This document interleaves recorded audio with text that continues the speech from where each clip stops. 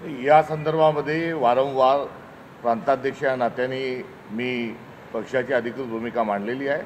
की तशा प्रकारचा कुठलाही प्रस्ताव अद्यापर्यंत आलेला नसल्यामुळे चर्चेचा प्रश्न उद्भवत नाही आणि या संदर्भात इंडिया अलायन्सचे सर्व घटक पक्ष निर्णय घेतील ही असणारी भूमिका जी आहे तीच आम्ही या निमित्ताने अधोरेखित करत आहोत। आणि आता होऊ घातलेल्या नगरपालिका आणि नगरपंचायतांच्या निवडणुकीच्या अनुषंगानं, कारण मागच्या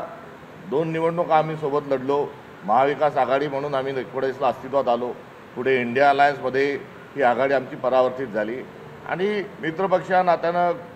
सोबत राजकीय झुंज आम्ही ही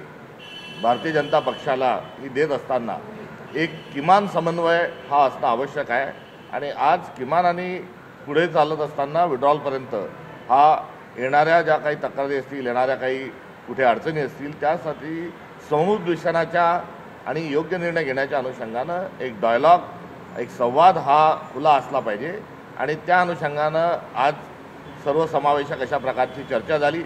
चर्चेमध्ये विभागनिहाय, जिल्हानिहाय आणि राज्य पातळीवर कसा समन्वय हा निर्माण करता येईल आणि तो सातत्याने कसा आपल्याला टिकून ठेवता येईल ही चर्चा आज या ठिकाणी झाली आणि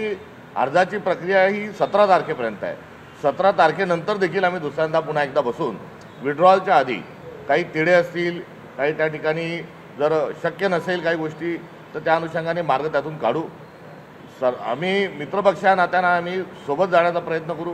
कुठे जर काही अडचणी आल्या तर त्या ठिकाणी स्थानिक पातळीवर निर्णय घेण्याचे अधिकार हे सर्वांनीच दिलेले आहे। त्यामुळे एक गोष्ट या चर्चेच्या अनुषंगानं जो आम्ही इंडिया अलायन्सचे आहोत हा जसा आमच्यातला एक समान धागा आहे तसाच तिन्ही पक्षांनी निवडणुकीच्या अनुषंगानं निर्णय स्थानिक पातळीवर घेण्याचे अधिकार हे दिलेले आहेत। त्यामुळे आमचं स्थानिक पातळीवरचं तिन्ही पक्षाचं जे सन्माननीय नेतृत्व आहे हे या संदर्भात चर्चा करतच आहे आणि त्या चर्चेतून ते जे मार्ग काढतील आणि ते जो फॉर्म्युला आणतील यावर शिक्कामोर्तब करणं हे आमच्या तिन्ही पक्षांचं काम आहे आणि हे होत असताना समन्वय राहावा ही असणारी आमची राज्याची एकंदरीत असणारी ही भूमिका आहे। महापालिका निवडणूक